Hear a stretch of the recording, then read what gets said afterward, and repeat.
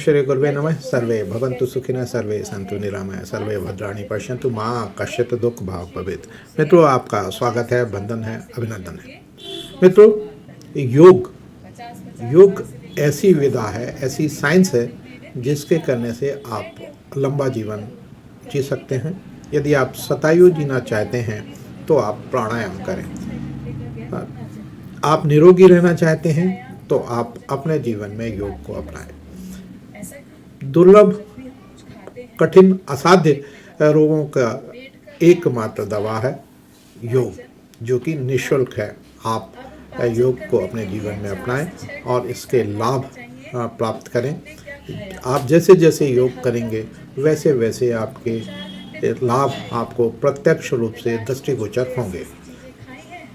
इसी कड़ी में महिला पतंजलि योग समिति द्वारा 2 दिवसीय योग शिविर का आयोजन किया गया। योग शिविर में परम पूज्य देव अदिति जी द्वारा, जो हरिद्वार से पधारी थी, अपनी सुमधुर आवाज़ में योग कराया गया और इस योग कार्यक्रम में बड़ी संख्या में महिला एवं पुरुष उपस्थित होकर योग का लाभ प्राप्त किया।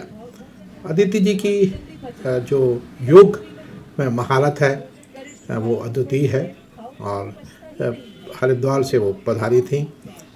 पतंजलि योग समिति की वो कार्यकारी सदस्य भी हैं। तो ले चलते हैं हम आपको सीधे योग पंडाल में और आपको योग दिखाते हैं और आप भी इसे योग को अपने जीवन में एक नियमित दिनचर्या के रूप में अपनाएं। जय हिंद, जय भारत। आज के पावन सानिध्य का आशीर्वाद लेकर आयुर्वेद के श्रोमणी परम पूज्य आचार्य श्री महाराज की सूक्ष्म स्थिति को प्रणाम करता हूं। मैं अभिनंदन करता हूं उपस्थित सभा स्थल पर हमारी मातृशक्ति बहनों का अभिनंदन करता हूं और आप सबसे आग्रह करता हूं कि मेरी आवाज आप तक पहुंच रही होगी। प्रभु की असीम कृपा आप सबको जुड़ जाए, आपके जीवन में स्वास्थ्य उतर जाए। इस भाव के साथ मैं आपसे आग्रह करता हूं कि आप शीघ्र सिटी गार्डन में पहुंचकर इस योग शिविर में स्वास्थ्य लाभ लें। योग आयुर्वेद और संस्कारों के माध्यम से शरीर, मन, प्राण एवं समग्र स्वास्थ्य के लिए समर्पित होता है। बंधुओं, इस संसार में जन जन में योग पहुंचाने वाले परम पूज्य स्वामी जी महाराज और आयुर्वेद के श्रोमणी श्रद्धेय आचार्य श्री महाराज ने एक ऐसी विधा जन जन में पहुंचाई कि जीवन में स्वास्थ्य नहीं बल्कि दिव्य जीवन परिवर्तित हुआ। आज वो पल है कि ऐसे परम पूज्य स्वामी जी महाराज के कृपा पात्र पूज्य साध्वी देवी, जिन्होंने अपना संपूर्ण जीवन इस राष्ट्र को समर्पित किया है, ऐसे पूज्य देवी साध्वी आदिति हमारे बीच में पधारने वाली हैं। हमारी सब मातृशक्ति बहन पहुंच चुके हैं, भाई पहुंच चुके हैं हमारे बीच में। इन सब का इस भोर में स्वागत करता हूं और जब जैसे ही हमारी पूज्य दीदी पहुंचती हैं, आप सब अपने स्थान पर खड़े होकर ओमकार का नाद करते हुए उनका अभिवादन करेंगे। जिला प्रभारी बहन आदरणीय वंदना, महामंत्री बहन आदरणीय वाजपेयी जी, पूजा बहन और ऐसी उनकी पूरी टीम मिलकर सब उनका भव्य अगुवाई करते हुए द्वार पर पहुंचकर अगुवाई करते हुए आदर पूर्वक मंच पर लाने की कृपा करेंगे। और बंधु, मेरी आवाज आप तक पहुंच रही होगी। मैं गुरु की स्तुति करते हुए आपसे प्रार्थना करता हूं। वरतुंडाय महाकाय सूर्यकोटि समप्रभा निर्विघ्नं कुरु मे देवो सर्वे करेषु सर्वदा अखंड मंडलाकारं व्याप्तं येन चराचरं तत्पदं दर्शतमेन तस्मै श्री गुरुवे नमः। अज्ञानतिमिदानस् ज्ञानाजडशालाकया चक्षुर्मीलितं तस्मै श्री गुरुवे नमः। गुरु ब्रह्मा गुरु विष्णु गुरुदेवो महेश्वरा गुरु साक्षात् परब्रह्म तस्मै श्री गुरुवे नमः। स्थावरणं जातं व्याप्तं या किंचित् सचराचरं तत्पदं दर्शतमें तस्मै श्री गुरुवे नमः। ध्यान मूलम गुरु मूर्ति, पूजा मूलम गुरुम पदम, मंत्र मूलम गुरु वाक्यम, मोक्ष मूलम गुरु कृपा। तमेव माता च पिता तमेव, तमेव बंधुश्च सखा तमेव, तमेव विद्या दृढमं तमेव, तमेव शरणं मम देवो देवा, तमेव शरणं मम देवो देवा। आज वो पल सागर की पावन धरती पर विश्व योग से युग दृष्टा युग प्रोधा ऋषि परंपरा के गौरव परम पूज्य स्वामी जी महाराज और आर्य श्रोमणी जी आचार्य श्री महाराज के पावन आशीर्वाद लेकर हरिद्वार से चलकर हमारे बीच में पूज्य साध्वी दीदी देव अदिति जी दीदी हमारे बीच में आपको योग का और योग से जीवन कैसे परिवर्तित करें इंटीग्रेटेड योग का आनंद देंगे। आइए बंधु, इस भोर में आपका स्वागत करता हूं। आगे के मंच संचालन के लिए सद्य पूजा बहन को यह मंच समर्पित करते हैं। आप उनके भाव से जुड़ेंगे और अपने योग को जीवन को कैसे बदलेंगे। करें योग, रहें निरोग। आइए बंधु, इस विषय को लेकर सभी लोग अपने स्थान पर बहुत से बंधु पहुंच गए हैं। वो आदर पूर्वक अपना प्राणायाम प्रारंभ करें। अभी हमारे बीच में अतिथिगण आपका दीप प्रज्वलन भी करेंगे। उन्होंने बहुत ही सुंदर वचनों से हम सबको अभिभूत किया। आज का जो ये कार्यक्रम है योग का, इसके द्वारा हम सबको इस अमृत वेला में बहुत ही हर्ष और उल्लास की अनुभूति हो रही है। योग जो है हमारे शरीर और मन को जोड़ने वाली वो शैली है जो 5000 वर्ष पुरानी भारतीय विद्या है, जो हमारे शरीर को लचीलापन, मजबूती और मानसिक शांति प्रदान करती है। इसलिए हमें यह प्रण लेना है कि हम रोज योग करेंगे और दूसरों को भी करवाएंगे। योग मानसिक व शारीरिक स्वास्थ्य के लिए एक अनिवार्य साधना है, जो हमारी आज की जीवन शैली में जहां तनाव, भागदौड़ और कुछ भी खा लेने की प्रवृत्ति से हमें रोकता है। योग करने से मस्तिष्क को शांति का अनुभव प्रदान करता है। यह हमें जीवन में तनाव मुक्त रखता है। शरीर हमारा स्वस्थ रहता है, जोड़ों का दर्द कम होता है और लचीलापन हमारे शरीर में बना रहता है। मन को एकाग्रचित करता है। नियमित योग अभ्यास से हमारा रोग प्रतिरोधक क्षमता विकसित होती है, जिससे बीमारियों से लड़ने में मदद मिलती है। अगर मैं यह कहूं कि योग के द्वारा हम अपनी चित्त वृत्तियों को शांत करके अपने जीवन को खुशियों से भर सकते हैं। अगर हम रोज योग करेंगे और अधिक संतुलित और सामंजस्यपूर्ण भावनात्मक स्थिति विकसित कर सकते हैं, जिससे स्वयं और दूसरों के साथ स्वस्थ संबंध बनते हैं। योग शारीरिक स्तर पर शक्ति, सहन शक्ति, धीरज और ऊर्जा के विकास में सहायक होता है। यह मानसिक स्तर पर एकाग्रता, शांति और सुकून प्रदान करता है।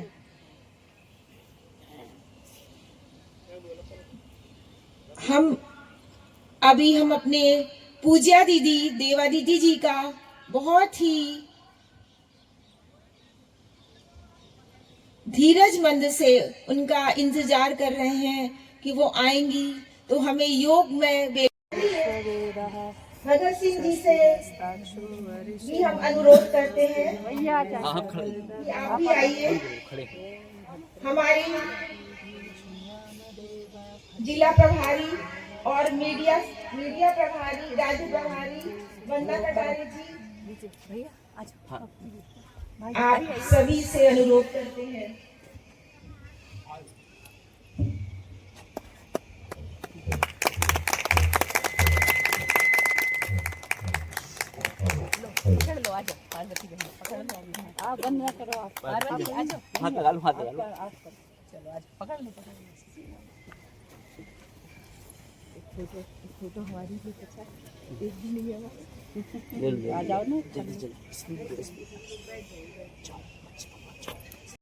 श्रद्धेय आचार्य श्री के चरण में नमन करते हुए आज हमारा बहुत ही बड़ा सौभाग्य है कि आज हमारी हरिद्वार से हमारी बहन साध्वी देव अदिति जी का आगमन सागर जिले में हुआ है और योग की गंगा हरिद्वार से बहते बहते सागर तक आ गई है। मेरे जहां तक मेरी आवाज आ जा रही है, सबसे निवेदन है कि शीघ्र अतिशीघ्र आज आखिरी शिविर है, इसके बाद सागर से प्रस्थान करेंगी दीदी, तो आप लोग अधिक से अधिक संख्या में पधारने का कष्ट करें और आपका दीदी हार्दिक स्वागत पूरे सागर जिले के सभी लोगों की ओर से स्वागत, नमन, बंधन। और अब मैं मंच समर्पित करती हूँ आदरणीय साध्वी देवादिति जी को।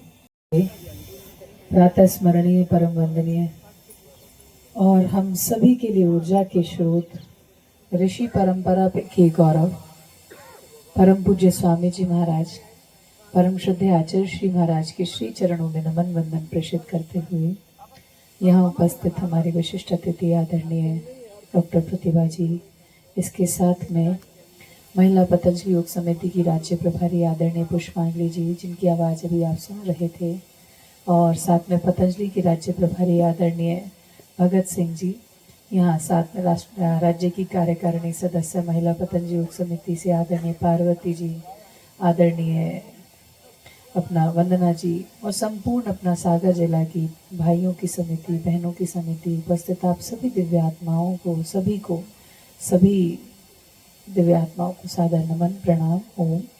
आइए 3 बार पवित्र ओम का जप करते हैं, गायत्री आदि वैदिक मंत्र के जप के साथ में शुरुआत करते हैं। गहरा लंबा श्वास लेते हुए ओम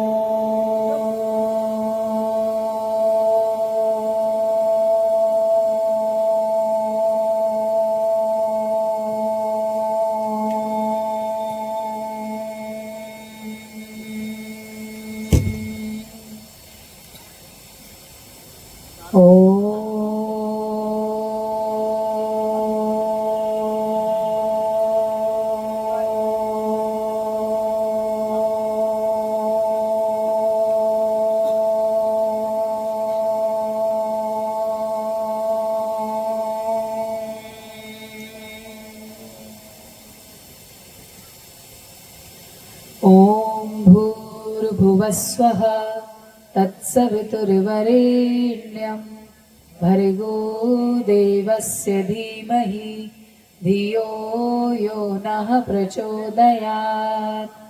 ॐ त्र्यम्बकं यजामहे सुगन्धिं पुष्टिवर्धनम् उर्वारुकमिव बन्धनान् मृत्योर्मुक्षीयमामृतात्।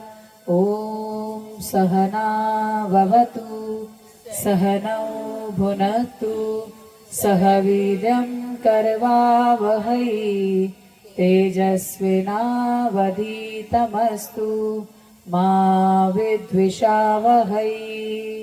ॐ असतो मा सद्गमय तमसो मा ज्योतिर्गमय मृत्योर्मा अमृतं गमय। ॐ शान्ति शान्ति शांति।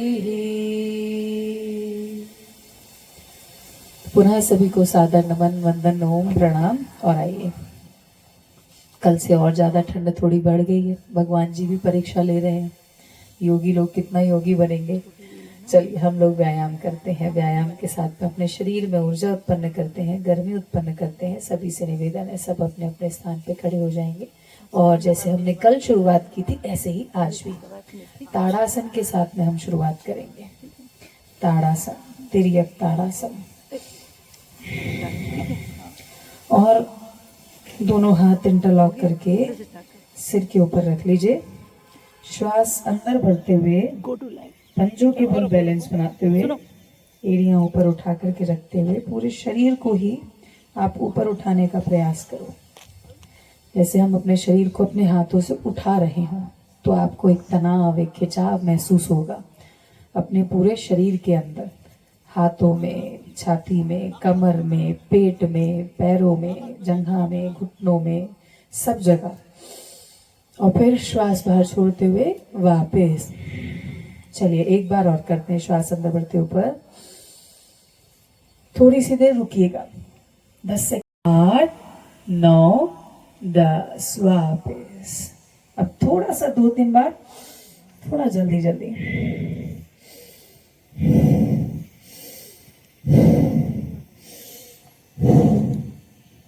ताड़ासन हुआ। अब तिर्यक ताड़ासन करते हैं। तो तिर्यक ताड़ासन के लिए दोनों पैरों में थोड़ी सी दूरी ले लेंगे, इसे भी निकाल ही देते हैं बस। और हाथ इंटरलॉक करके फिर से सिर के ऊपर से ऊपर उठाते हुए तान लो पूरा अच्छे से। राइट साइड में बेंड करेंगे, जितना आप सहजता से कर सको, पर कोहनियां अपने हाथों को तान करके रखिएगा। आइए यहाँ भी रुकते हैं 5 सेकंड। 1, 2, 3, 4, 5, वापस। और अब लेफ्ट साइड में 1, 2, 3, 4, 5, फिर से वापस। और अब राइट साइड में तानो अच्छे से शरीर को दाईं तरफ। 1, 2, 3, 4, 5, वापस। और अब फिर लेफ्ट साइड में 1, 2, 3, 4, 5, वापस। से ताड़ासन करने से, तिर्यक ताड़ासन करने से शरीर पूरा खुल जाता है। और बच्चों को आप ऐसे 1-1 मिनट रोकवा करके 10 बार ताड़ासन करा दो तो उनकी हाइट बहुत अच्छी हो जाती है। ये तो सत्य बात है। अपने एक कार्यकर्ता हैं, गुजरात के राज्य प्रभारी हैं, की हाइट कम है, उनकी वाइफ की भी हाइट कम है, लेकिन उनका बच्चा बहुत समय से पूज्य गुरुदेव से जुड़े हुए हैं। छोटा था, छोटे से ही उसको थोड़ा एलर्जी की समस्या थी, तो उसको अनुलोम विलोम करा करा के उसकी एलर्जी भी ठीक कर दी और उसकी हाइट भी करीबन 6 फीट पहुंच गई, जो वो खुद 5 फीट 6 इंच 7 इंच के हैं। तो इतना प्रभाव होता है इन सब चीजों का। आओ जरा एक और करते हैं। ये थोड़ा गद्दा है, सावधानी पूर्वक ही करना होगा। वृक्ष आसन का अभ्यास। बायां पैर नीचे, दाएं पैर ऊपर उठा करके पूरा पैर अपने बाएं जंघा में टिका लेना है और श्वास अंदर बढ़ते हुए दोनों हाथ ऊपर। किसी एक पॉइंट पे लगातार देखना शुरू कर दीजिए। 1, 2, 3, 4, 5, 6, 7, 8, 9, 10। अब राइट साइड से, एक गद्दे में पैर इधर उधर होते हैं ना, गद्दा हटा के नीचे पे कुछ भी नहीं है। फिर अब राइट साइड वाला पैर नीचे और लेफ्ट वाला ऊपर। 1, 2, 3, 4, 5, 6, 7, 8, 9, 10। रिलैक्स। तो ऐसे ये किया और अब थोड़ा सा यौगिक जॉगिंग करते हैं। यौगिक जॉगिंग वही गहरे लंबे श्वास और प्रश्वास के साथ में, आनंद के साथ में, उत्साह के साथ में, प्रसन्नता के साथ में, और सावधानी भी। जिनको घुटनों में दर्द है या जिनको कमर में दर्द है उनको जंप नहीं लेना, ऐसे डीप ब्रीदिंग पहले से ही करते रहो तो सांस नहीं चढ़ेगी। तो आनंद के साथ में, उत्साह के साथ में, प्रसन्नता के साथ में, पूरे जोश के साथ में भारत माता की, भारत माता की, तो ऐसे पूरे जोश के साथ में करना। जोश मतलब उत्साह के साथ में, और अपने अपने सामर्थ्य के अनुसार करते जाएं। फिर उसके बाद दोनों हाथ कमर पे,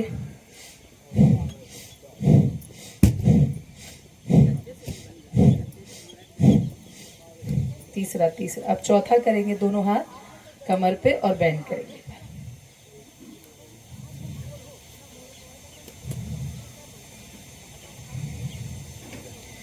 करते जाएं ऐसे।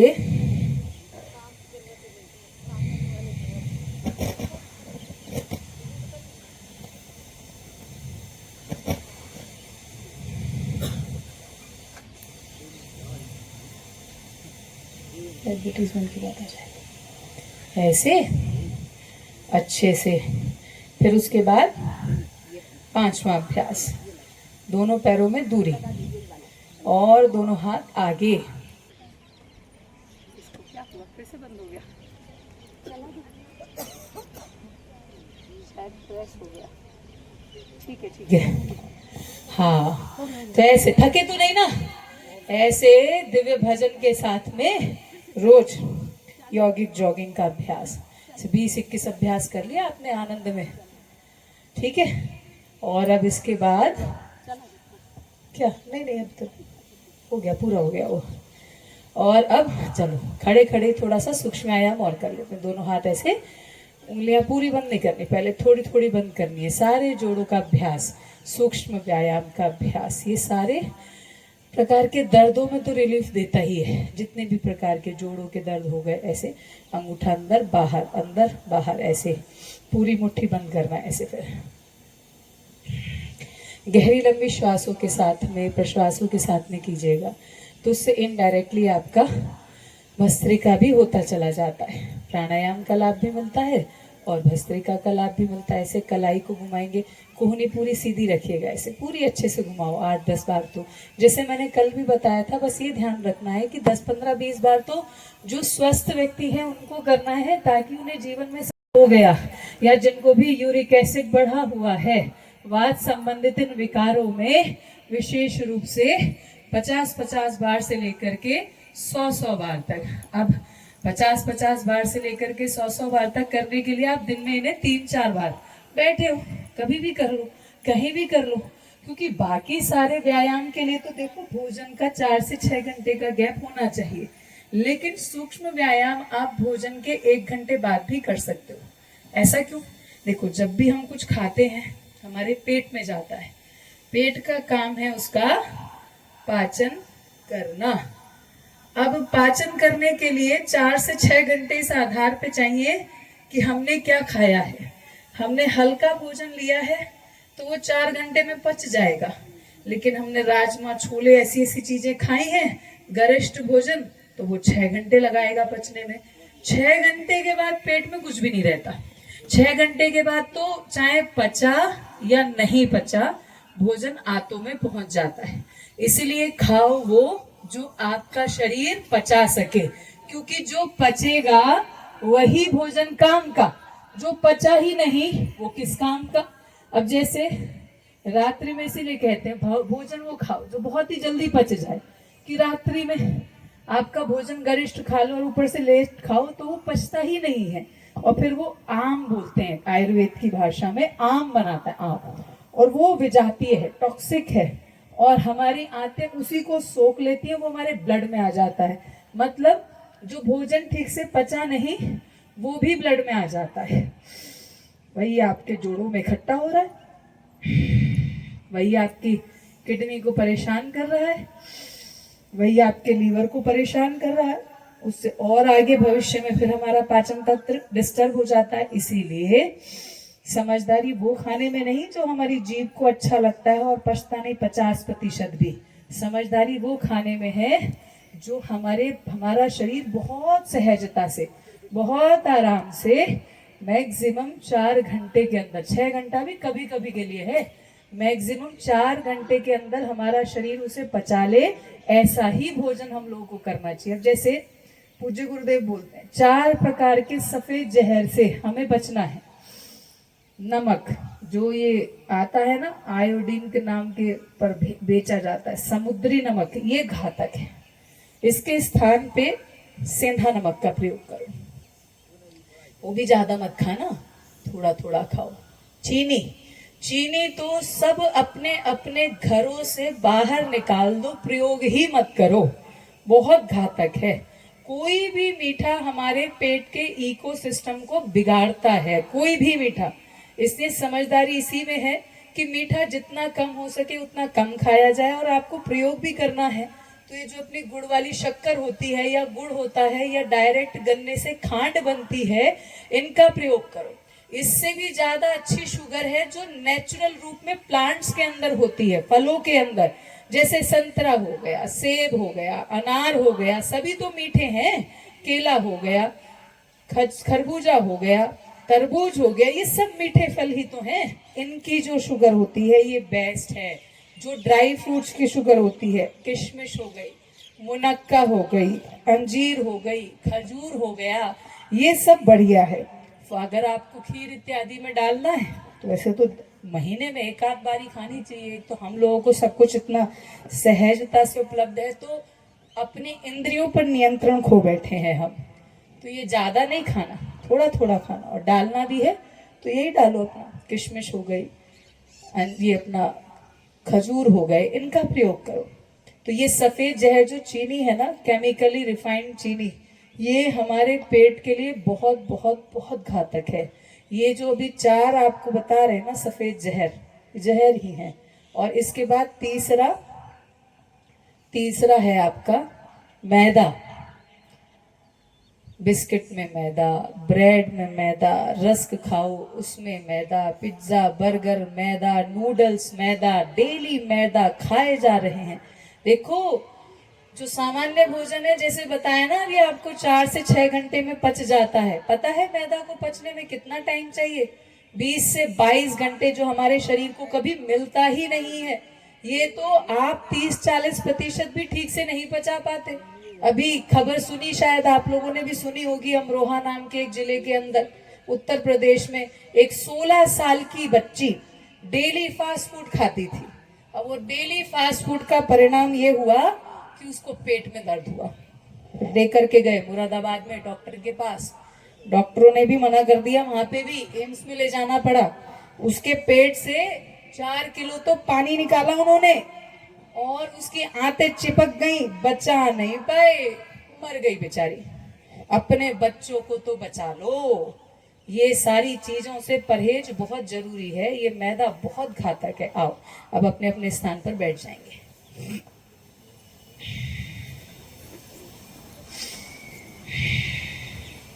तो जैसे कल किया था, थोड़ा सा प्राणायाम करते हैं, फिर प्राणायाम के बाद थोड़े से आसनों का अभ्यास भी करेंगे। गहरा लंबा सांस लेना है और छोड़ना है, भस्त्रिका का अभ्यास करना है। अपने अपने सामर्थ्य के अनुसार, बहुत सारे लोग डेली योग अभ्यास करने वाले नहीं हैं, इसलिए आराम आराम से करो, तीव्र गति से करने की आवश्यकता नहीं है, सामान्य गति से करो भस्त्रिका का अभ्यास।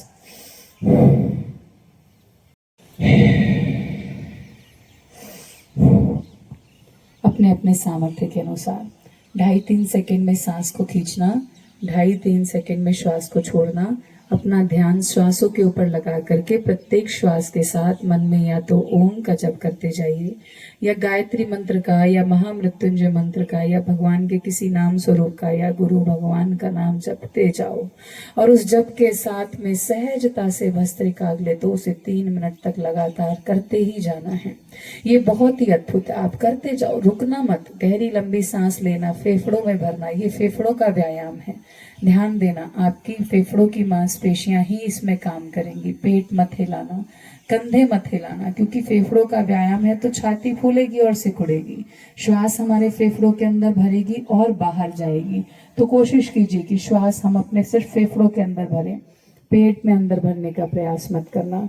और इसके साथ में कमर नहीं हिलेगी, आपके चेहरे के भावों में कोई अंतर नहीं आएगा, गर्दन भी नहीं हिलेगी, कंधा भी नहीं हिलेगा, कोई भावों में अंतर नहीं। सहजता से, आराम से भगवान के नाम स्वरूप का जप करते हुए एक संकल्प भाव के साथ में, लेकिन संकल्प से पहले परमात्मा के प्रति 100% समर्पण, क्योंकि इसके अलावा दूसरा मार्ग नहीं है। समर्पण हमारे अंदर के सब प्रकार के अहंकार को धुल देता है, हमारे सब प्रकार के दोषों से हमें मुक्त करा देता है। बस वो समर्पण परमात्मा के प्रति रखते हुए कि हे प्रभु, हे नाथ, हे नारायण, मैं तुम्हें कभी भूलूं नहीं, अपने शरण में ले लो प्रभु। ना जाने कितने जन्म जन्मांतरों की इस यात्रा में मैं भटकता रहा हूँ, ना जाने मैंने कितने कष्ट देखे हैं, कितनी पीड़ाएं देखी हैं प्रभु, कितनी बार भटका हूँ।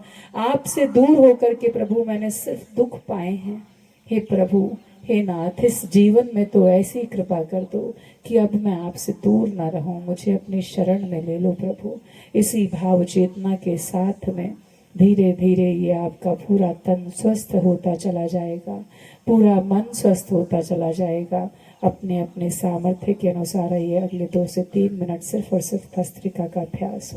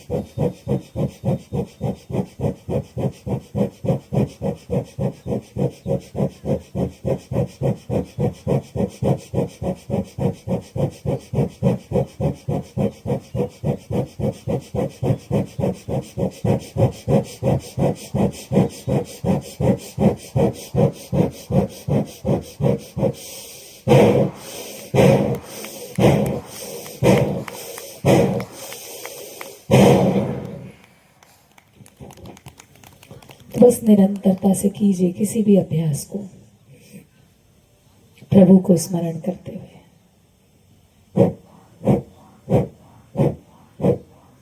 आइए कपालभाति प्राणायाम का अभ्यास करते हैं। आंखों को बंद रखिएगा। जैसे कि कल हमने लाभ भी जाने थे कपालभाति प्राणायाम के। सत्य है 99% रोगों को हम कपालभाति प्राणायाम से दूर कर सकते हैं। बस निरंतरता से करने की आवश्यकता है। किसी भी प्राणायाम के 4 सत्य होते हैं। उसकी विधि हमने समझी कि जब हम पेट को सिकोड़ के सांस को बाहर फेंकते हैं, पेट की मांसपेशियों को हम थोड़ा सा अंदर की तरफ तानते हैं तो पेट दबता है, तो फेफड़े भी दब जाते हैं और इसकी वजह से श्वास बाहर जाती है।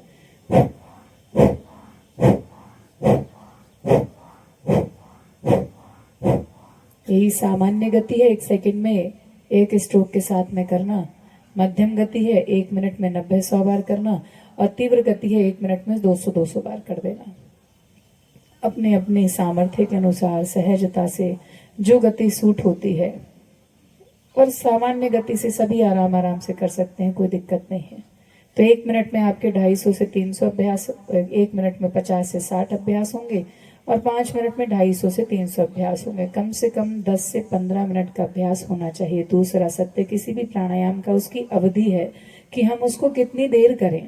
तो 10 से 15 मिनट कपालभाति प्राणायाम एक सामान्य रोग से ग्रसित अथवा स्वस्थ व्यक्ति के लिए नितांत आवश्यक है। लेकिन गंभीर रोग अवस्था में, जिन्हें कहा जाता है कि असाध्य रोगों में, कम से कम आधा घंटे से लेकर के 1 घंटे तक कपालभाति प्राणायाम का अभ्यास हो, अर्थात दिन का टोटल आधा से 1 घंटा। एक बार में ना कर सके तो दिन में 2-3 बार, जैसा जैसा आपके लिए, जैसे एकाग्रता, कंसंट्रेशन, तो पूरी एकाग्रता के साथ में वही भावों में प्रतिष्ठित होते हुए और निरंतरता के साथ में अर्थात नियमित रूप से और प्रयास करें, जिस समय करना है उसी समय रोज करें। आधा आधा घंटा का कपालभाति, डायबिटीज ठीक, थायराइड ठीक, अस्थमा ठीक, और ये सिर दर्द, माइग्रेन इत्यादि ठीक, घुटनों का दर्द ठीक, विभिन्न प्रकार की डेफिशिएंसीज ठीक। इतना सामर्थ्य इस प्राणायाम के अंदर है। आइए अपनी आंखों को बंद रखेंगे और अपने उस अंग पर पहुंच जाएंगे जिस अंग में हमें समस्या है, उसी पर अपने ध्यान को केंद्रित करते हुए हमें अब अगले चरण में कपालभाति प्राणायाम का अभ्यास करना है। जिनके बाल झड़ते हों या जिनको सिर में दर्द रहता हो वो अपना ध्यान अपने सिर में लगा लीजिएगा। जिनको आंखों से संबंधित समस्या है वो अपना ध्यान आंखों में, और जिन्हें कान से संबंधित समस्या है वो अपने मन को अपने कानों में ले जाओ, और जिनको साइनस है वो अपने नाक के आसपास अपने मन को ले जाना। मन को ले जा करके फिर वहीं टिकाने का प्रयत्न करना है। दृष्टा भाव में देखना है कि वहां जो भी घट रहा है बस उसको महसूस करना है। जैसे कभी कोई हमें अपनी पीड़ा बताए तो जो उस पीड़ा से गुजर रहा होता है, दर्द तो वही समझता है। दूसरा संवेदनाओं से अनुभूत कर सकता है पर उस दर्द को महसूस नहीं कर सकता। ऐसे ही इस दर्द को सिर्फ एक बार बस इसको देखना है। ये जो समस्या है, ये जो रोग है, इसको फील नहीं करना है, इसको देखना है दृष्टा भाव से। इस शरीर को दृष्टा भाव से देखना है, इससे ऊपर उठ करके, इससे मुक्त हो करके इसके रोग को देखना है। वहीं अपने ध्यान को टिका देना है, वहीं रुक जाना है। जिनको दाढ़ जाड़ की समस्या हो, पायरिया की समस्या हो, वो वहीं अपने दाढ़ों में, जाड़ों में अपने ध्यान को टिका लीजिएगा। और जिनको थायराइड की समस्या है वो अपना ध्यान अपने कंठकूप से थोड़ा सा ऊपर, कंठ के मध्य में आपकी जो ये थायराइड ग्रंथि होती है उस पर लगाने का प्रयत्न कीजिएगा, वहीं रुक जाइएगा। जिनको भी फेफड़ों से संबंधित कोई विकार है तो आपके फेफड़े आपकी छाती में है, वहीं ध्यान लगा लीजिए। या फेफड़ों के मार्ग से संबंधित विकार है तो श्वास नली से लेकर के कंठकूप से आपके ये दोनों भागों के लिए ये श्वास नली विभाजित हो जाती है दोनों फेफड़ों के लिए, उस पे अपना ध्यान टिका लीजिएगा। छाती के अंदर दोनों फेफड़ों के बीच में आपका हृदय है। अगर हृदय में कोई विकार है तो मन को वहीं हृदय में टिका लीजिए। उस भाग को, उस अंग को देखना शुरू कर दीजिए दृष्टा भाव के साथ में। और इसके नीचे आपका पेट है, तो जिनको अपचन की समस्या रहती है या जिनको एसिडिटी होती है वो अपना ध्यान अपने इस पेट के अंदर टिका लीजिएगा। दाईं तरफ पेट के आपका लीवर है, तो जिनको फैटी लीवर की समस्या या लीवर से संबंधित कोई भी विकार है वो अपना ध्यान अपने इस लीवर में लगा लीजिए। और जिनको डायबिटीज इत्यादि की समस्या है वो अपना ध्यान अपने पैनक्रियाज में लगा लीजिए। आपके पेट के पीछे से ही ये थोड़ा पतला पतला लंबा लंबा सा होता है जो बाईं तरफ की तरफ निकलता है, इसके ऊपर अपना ध्यान लगा लीजिएगा। और जिनको भी गैस की समस्या है या जिनको भी कब्ज की समस्या है, जिनको भी कमजोरी की समस्या है कि पाचन भी हो जाए तो भी आंतें ठीक से काम नहीं करती, तो अपने आंतों के ऊपर अपने ध्यान को लगा लीजिएगा। जिनको पाइल्स, फिशर्स, फिस्टुला की समस्या है वो अपना ध्यान अपने मल द्वार पर लगा लीजिएगा। आपकी कमर की तरफ में, फेफड़ों के नीचे दोनों साइड में किडनी है, जिनको भी किडनी से संबंधित विकार हो वो अपना ध्यान अपनी किडनी में लगा लीजिएगा। और उससे निकलने वाली दो नलियों के माध्यम से आप यूरिनरी ब्लैडर अर्थात मूत्राशय में पहुंच सकते हैं। जिनको भी यूटीआई इत्यादि या मूत्र द्वार से संबंधित कोई भी समस्या है तो वो अपना ध्यान अपने मूत्राशय या मूत्र द्वार में लगा लीजिएगा। और जिनको भी प्रोस्टेट ग्लैंड का साइज बढ़ा हुआ है वो अपना ध्यान अपने प्रोस्टेट में लगा लीजिएगा। जिन महिलाओं को यूट्रस से संबंधित समस्या है या फिर अपनी ओवेरी से रिलेटेड समस्या है तो वो अपना ध्यान अपने इस यूट्रस पे ही लगा लीजिएगा। ऐसे जिनको घुटनों में दर्द है वो ध्यान घुटनों में लगा लेना। जिनको कमर में दर्द है वो ध्यान अपना कमर में लगा लीजिएगा। जोड़ों में दर्द है तो ध्यान जोड़ों में लगा लीजिएगा। जहां भी समस्या है बस वहीं टिक जाइए, उस अंग को दृष्टा भाव से देखते जाइए। आप इस शरीर से अलग हो, इसको देखो। और ये शरीर आपका साधन है, उस अंग को देखो। ये अंग मात्र नहीं, पूरे शरीर का एक एक अंग जरा ध्यान दीजिए। जब से हमने जन्म लिया है निरंतर ये कार्य कर रहे हैं। हमारा हृदय, हमारा मन, हमारा ये मस्तिष्क, हमारी किडनियां, हमारे फेफड़े, ये सब कुछ लगातार 24 घंटे कार्य कर रहा है।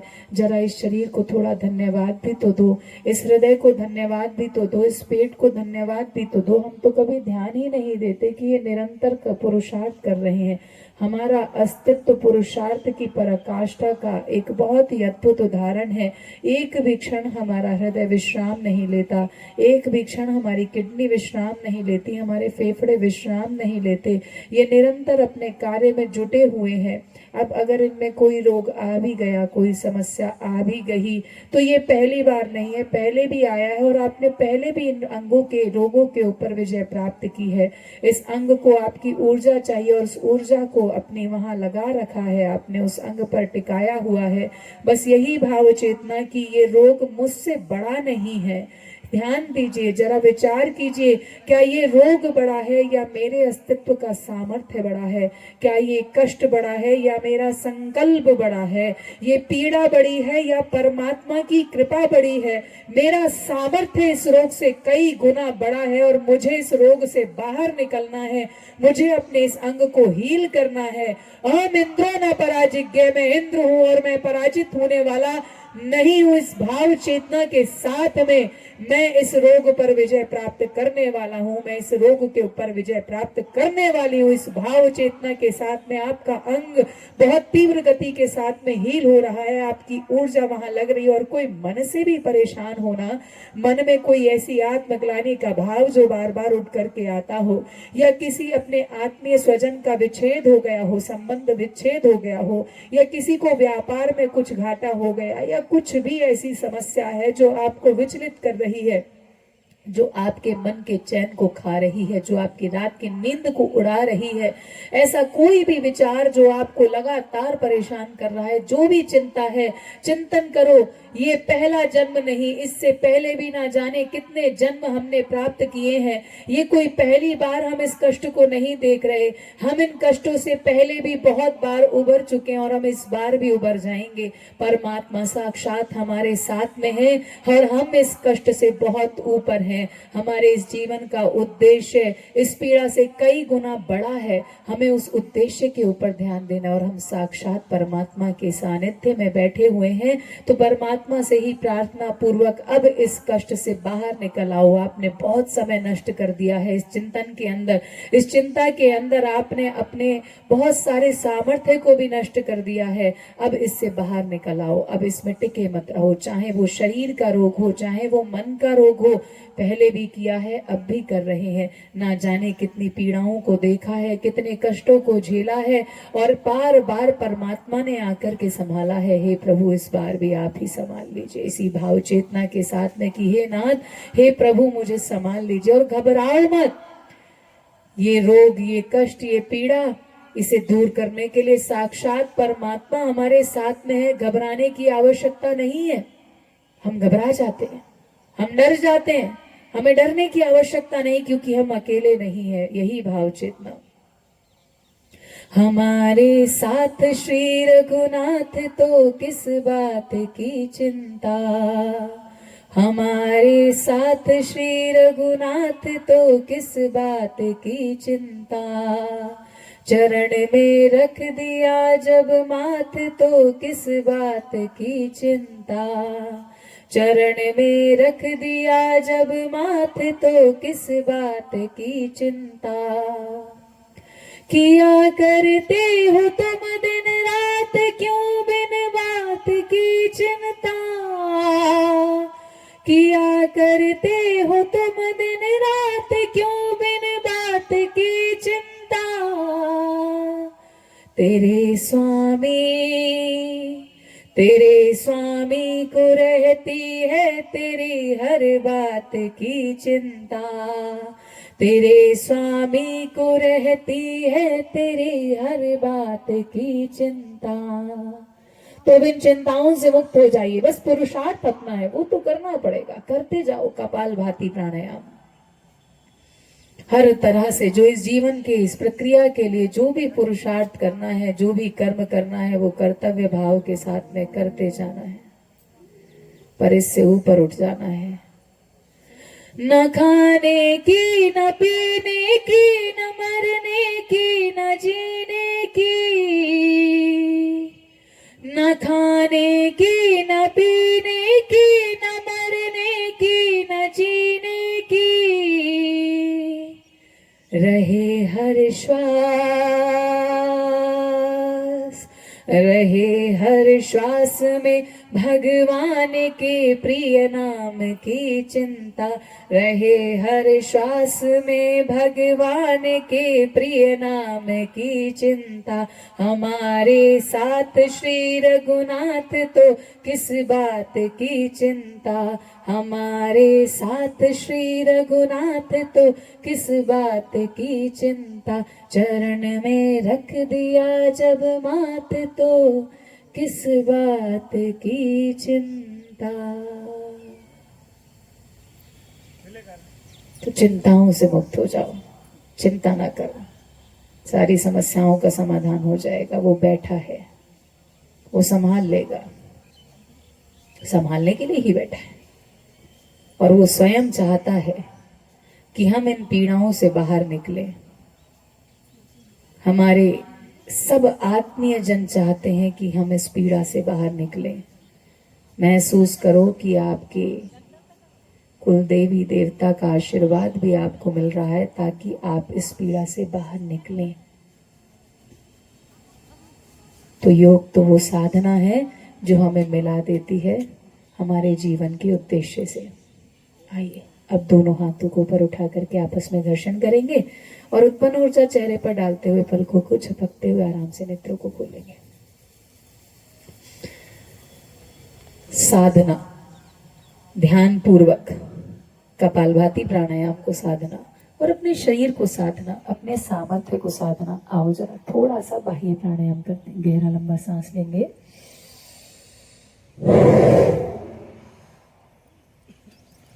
श्वास को बाहर छोड़ेंगे और जब श्वास आपकी बाहर छूट गई है तो फिर उसके बाद आप जो है अपने मल द्वार मूत्र द्वार को संकुचित कीजिए और मूल बंध लगा लीजिए।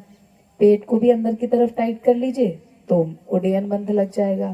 सामने रख दीजिए और अपने प्राण को गति करते हुए महसूस कीजिए। आप इस अवस्था में निरंतरता से बाह्य प्राणायाम का अभ्यास करेंगे। फिर से एक बार थोड़ी देर रुकना, श्वास को बाहर छोड़ करके जितने रोक सको आप उतना रोकना। एक बार फिर करते हैं।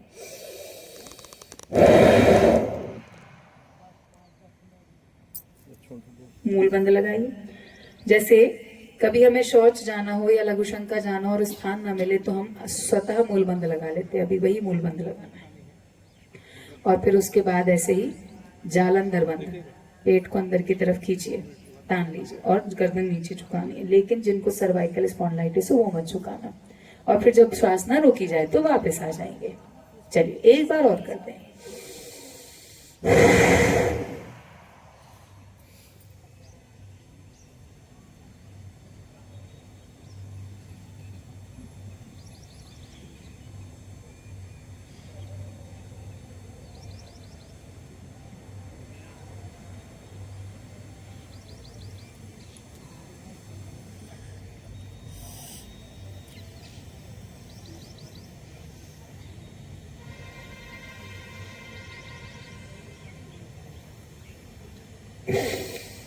और इसमें भी जो मूल बंध है ना, ये बहुत अद्भुत है, जिसमें हम अपनी मांसपेशियों को सिकोड़ रहे हैं, मल द्वार की और मूत्र द्वार की। ये फिर से याद कीजिए, जैसे कभी वॉशरूम जाना हो ना मिले तो हम रोकते हैं ना, वो जो रोकने की प्रक्रिया है उसको मूलबंध कहते हैं। वो तो जितना हो सके नहीं ही रोकना चाहिए, लेकिन ऐसे बिना वेग के रोकना ये मूलबंध है। और ये इतना अद्भुत है कि जिनको भी पाइल्स फिशर्स फिस्टुला की समस्या है उनके लिए बेस्ट समाधान है। ये क्यों होती है समस्याएं? क्योंकि वहां की मांसपेशियां कमजोर हो जाती हैं और फिर वो फूलने लगती है, और इसी वजह से यही रोग है वो सामान्य रूप से। तो आधा घंटा कपालभाति प्राणायाम करो और ये अपना मूलबंध लगाओ। बाह्य प्राणायाम करो 8 से 10 बार और मूलबंध तो जितना लगा के रख सको। आध्यात्मिक साधना के लिए, आत्मिक साधना के लिए भी ये बहुत अद्भुत है। और दूसरा, ये महिलाओं में थोड़ा ज्यादा होती है, पुरुषों में कम होती है, परंतु देखी जाती है एक समस्या जिसमें यूरिन पे कंट्रोल नहीं रहता, और बढ़ती उम्र के साथ ये समस्या धीरे धीरे बढ़ती चली जाती है। यूरिन पे कंट्रोल नहीं होता, इतनी स्थिति हो जाती है व्यक्ति की कि हंसे तो भी वो पास हो जाता है। तो उसके लिए अब मूत्र द्वार की मांसपेशियों को और ये अपने मूत्राशय को कैसे मजबूत किया जाए? मूल बंध से लगाओ, हटाओ, लगाओ, हटाओ, अपने आप आपको पता चलेगा। लगाना, हटाना, मूलबंद। अपने जैसे कभी लघु शंका आने पे रोकते ना, बिल्कुल ऐसे ही रोको, फिर ढीला छोड़ दो, रोको ढीला छोड़ दो, रोको ढीला छोड़ दो, ऐसे 100 बार 200 बार करो तो ये समस्या ठीक हो जाएगी। ये वहां की मांसपेशियों का व्यायाम है भाई। जितना आप हाथों से काम करते हो उतने हाथ मजबूत होते हैं आपके, उतनी आपकी मांसपेशियां बलवान होती है। ऐसे वहां की मांसपेशियों को बलवान बनाने के लिए मूलबंद लगाना बहुत जरूरी है। लगाओ हटाओ, लगाओ हटाओ। यूटीआई भी ठीक होगा। आधा घंटा कपालभाति करना और 100-200 बार ये मूलबंद लगाना, हटाना, 8-10 बार बाह्य प्राणायाम करना, यूटीआई ठीक हो जाएगा। जिनको बार बार यूटीआई की समस्या होती है और फिर बार बार महिलाओं में थोड़ी ये ज्यादा पाई जाती है, तो क्या करें, एक हफ्ते तक सिट्रस फ्रूट के ऊपर आ जाओ। सिट्रस फ्रूट जैसे कि संतरा हो गया, मौसमी हो गई, जैसे कीनू हो गया, सीजन भी चल रहा है, तो इस समय में आप एक हफ्ता उस सिट्रस फ्रूट को खाओ, उसी का जूस पियो, उसी को खाओ, और सुबह में थोड़े ड्राई फ्रूट ले लो और अंकुरित ले लो। दिन में और कुछ नहीं खाना। जम के पूरी भावना के साथ में कपालभाति प्राणायाम करो और आपकी यूटीआई की समस्या ठीक हो जाएगी। और ये जो यूरिन पे कंट्रोल नहीं है, ये कंट्रोल भी आ जाएगा, ये मूलबंद लगाने से, हटाने से। और इसके बाद अग्निसार क्रिया करते हैं। ऐसे श्वास को बाहर छोड़ा और ऐसे पेट को संकुचित करना और ढीला छोड़ना है। ऐसे मतलब जैसे कभी फोटो खिंचाने के लिए हम अपना पेट अंदर खींचते ना, बिल्कुल वैसे खींचो और ढीला छोड़ो।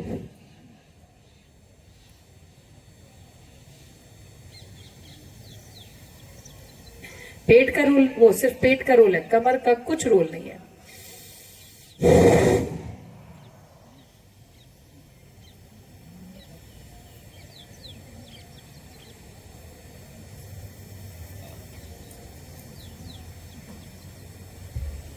अग्निसार क्रिया ये भी बहुत अद्भुत है। ये जो अग्निसार क्रिया है, इससे आपकी जठराग्नि बहुत मजबूत हो जाती है। और आपकी जठराग्नि मजबूत तो पाचन तंत्र अच्छा है, डायबिटीज के लिए भी अच्छी है। अग्निसार क्रिया के बाद आइए उज्जाई प्राणायाम करते हैं जल्दी से। उज्जाई प्राणायाम में क्या करना है कि गले की मांसपेशियों को टाइट कर लेंगे। गले की मांसपेशियों को टाइट करके फिर सांस खींचेंगे ऐसे।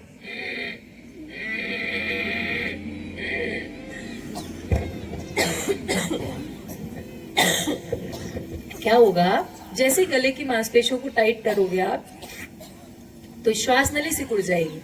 श्वास नली सिकुड़ गई, श्वास को अंदर जाने के लिए रास्ता जब नहीं मिलता तो वो घर्षण करते हुए नीचे उतरती है। तो उस घर्षण, श्वास में और श्वास नली के बीच में जो घर्षण होता है, उसी से ही आवाज निकलती है।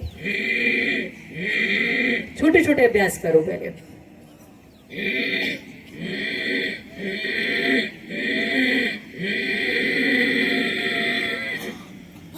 खांसी क्यों आती है? अगर जरा भी श्वास नली में कफ होगा तो वो कफ उखड़ेगा, इसीलिए खांसी आ जाती है।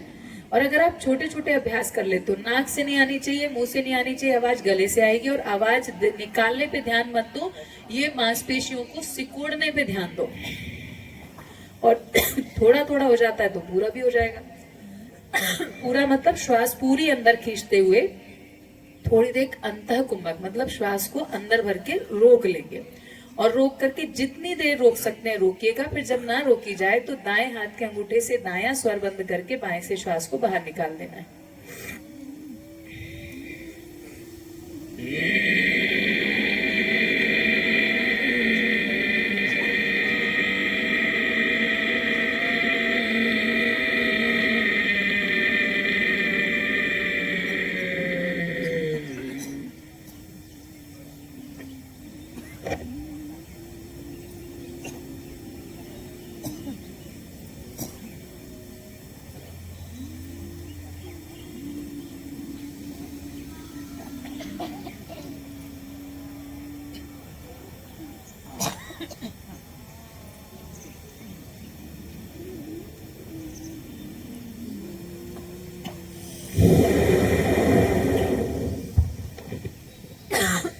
कम से कम इसमें आप अपने आप को 30 सेकंड रोकने का प्रयास करो, श्वास अंदर भर के। थायराइड पूरा ठीक, पुराने से पुराना जमा हुआ कफ ये फेफड़ों से बाहर निकाल देता है उज्जाई प्राणायाम। स्वर तंत्र को भी अच्छा करता है। चलो एक बार और करते हैं।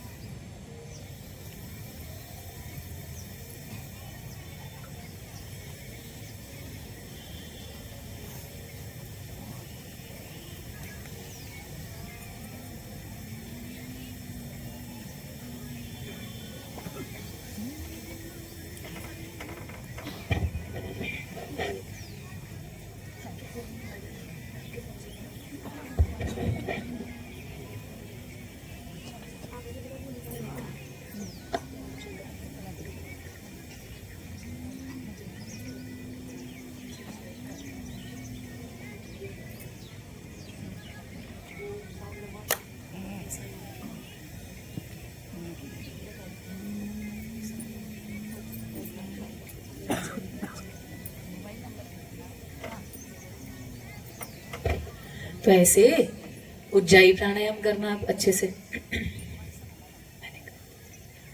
और फिर उसके बाद अनुलोम विलोम प्राणायाम। तो जब हम उज्जाई प्राणायाम कर लेते हैं उसके बाद हमारा कफ जो इकट्ठा होता है अनुलोम विलोम प्राणायाम से, हम उसे तुरंत बाहर भी निकाल लेते हैं।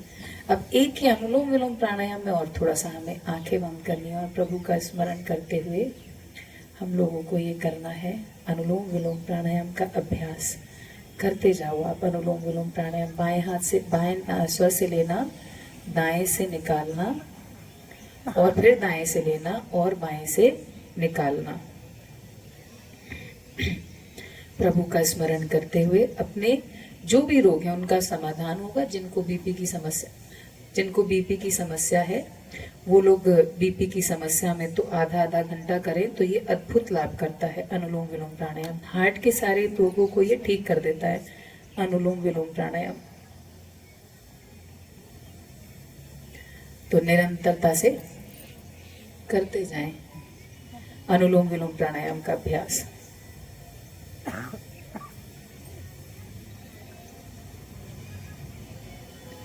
लयबद्ध होकर के एक प्रार्थना के साथ।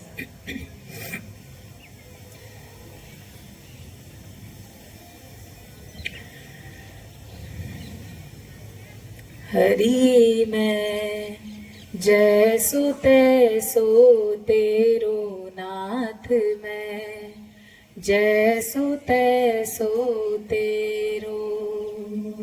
हरि मैं जैसो तैसो तेरो नाथ मैं, जैसो तैसो तेरो। राखो शरण अब प्रभु जी हमको, राखो शरण अब प्रभु जी हमको। तन भी तेरो मन भी तेरो, मैं चरणन को चेरो। हरि मैं जैसो तैसो तेरो नाथ मैं, जैसो तैसो तेरो।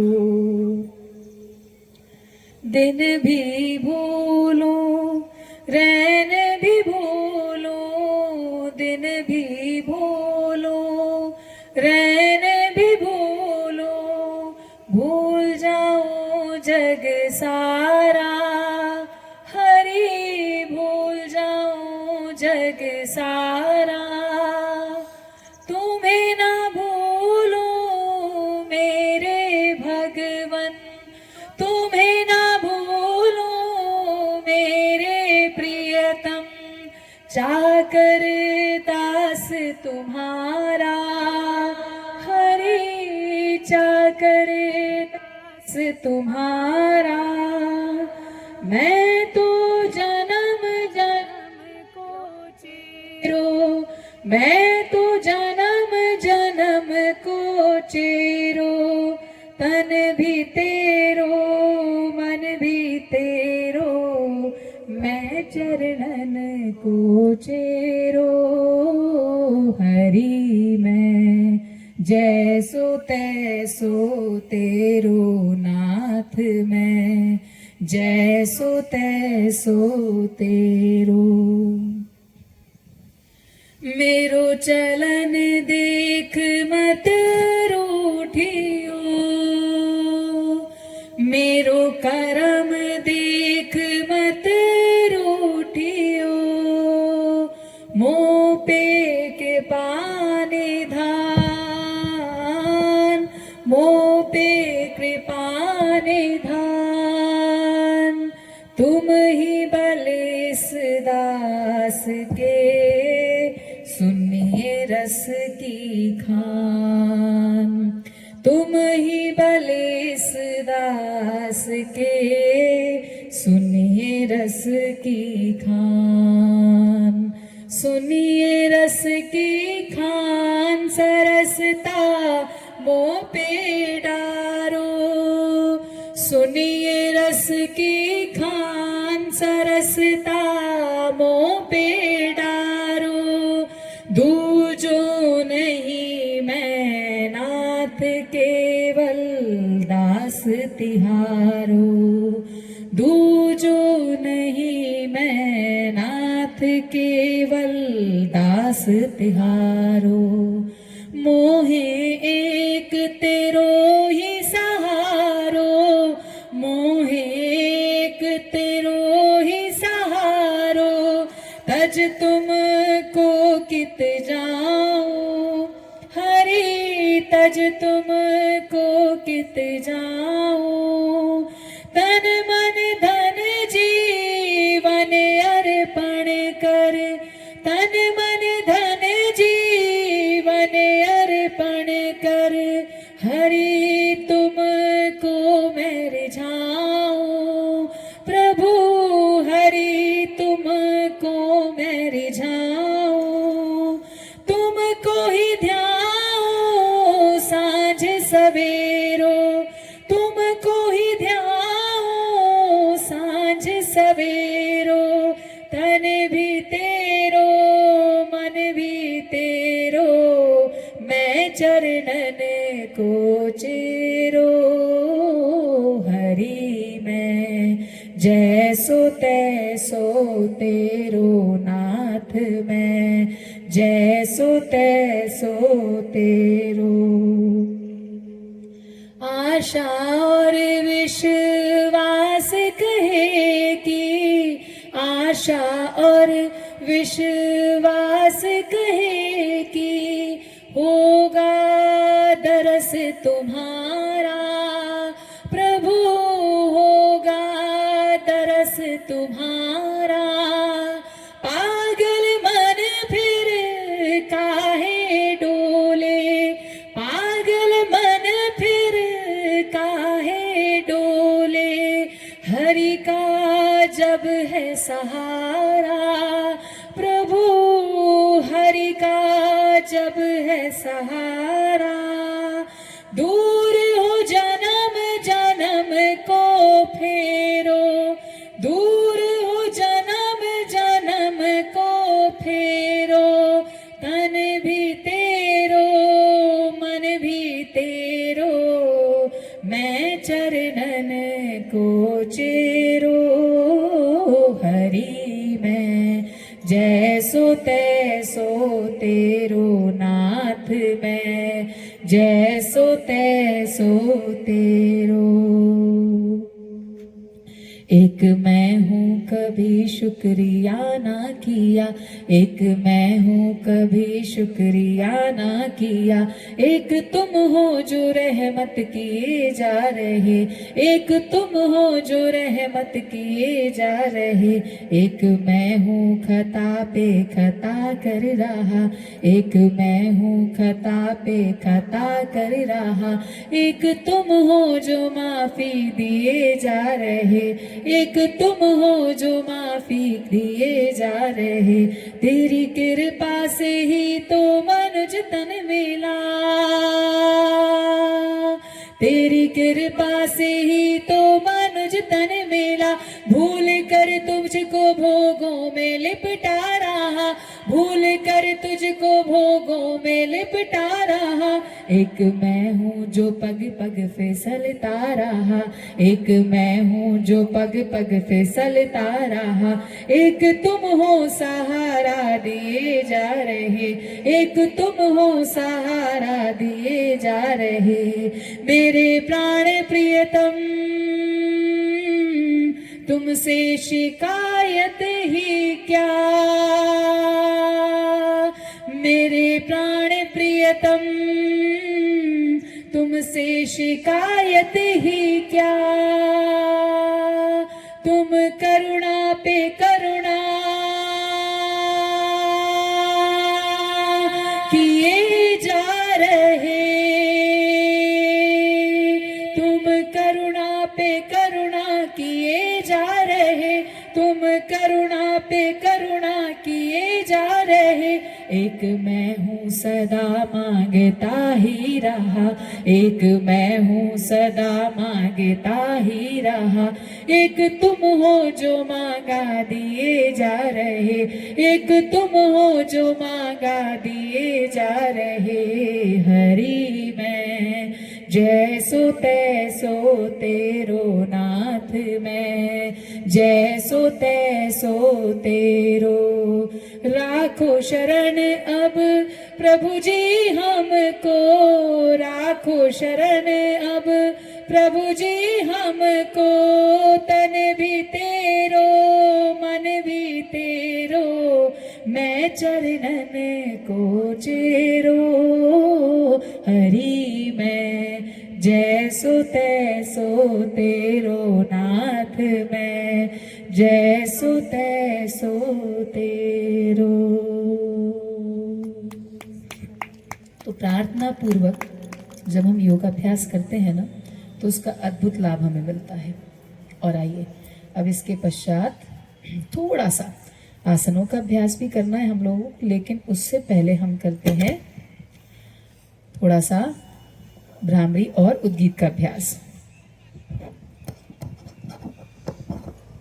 तो भ्रामरी के लिए लेंगे, तर्जनी उंगली आईब्रोज के ऊपर रखेंगे और शेष 3 उंगलियों से आंखों को कवर कर लेंगे और मुख बंद रखते हुए भ्रमर की तरह गुंजन करते हुए ओम का जप करेंगे।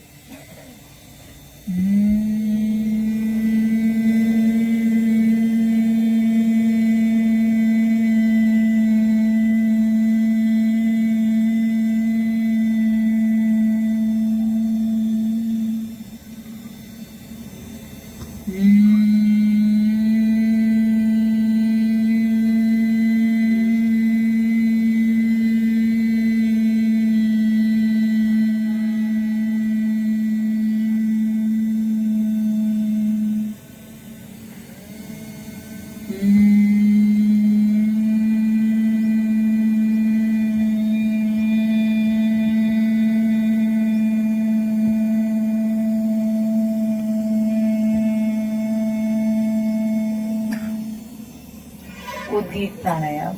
दोनों हाथ ध्यान मुद्रा में घुटनों के ऊपर रख लीजिएगा, आंखें बंद रखते हुए 3 बार पवित्र ओम का जप गहरे लंबी श्वासों के साथ।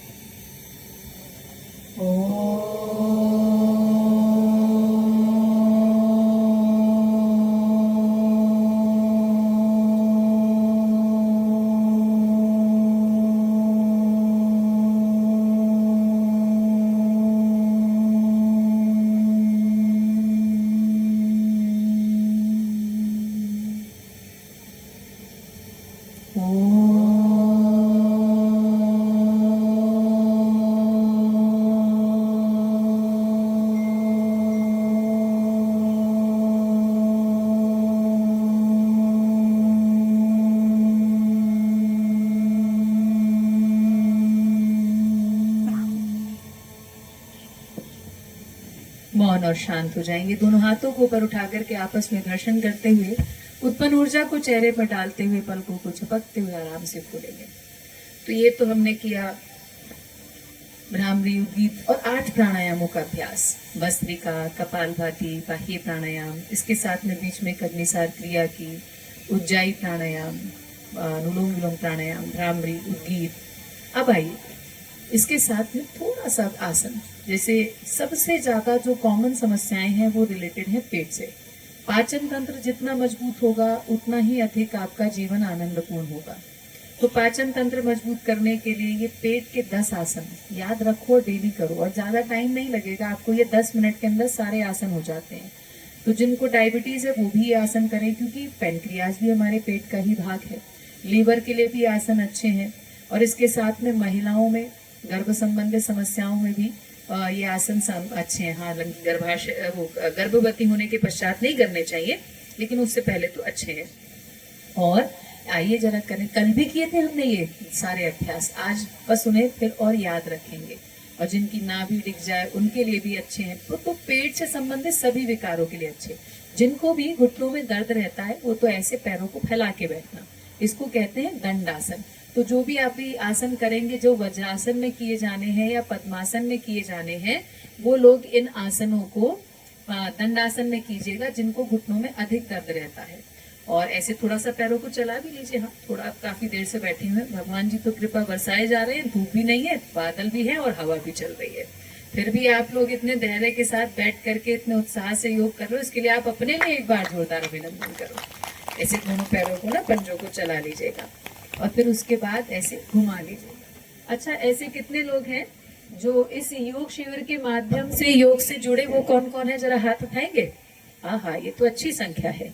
तो आपको अच्छा लग रहा है योग करके? आगे करना है तो 2 दिन में तो पूर्ति होगी नहीं, तो आगे कैसे करना है? फिर से शिविर लगाएंगे।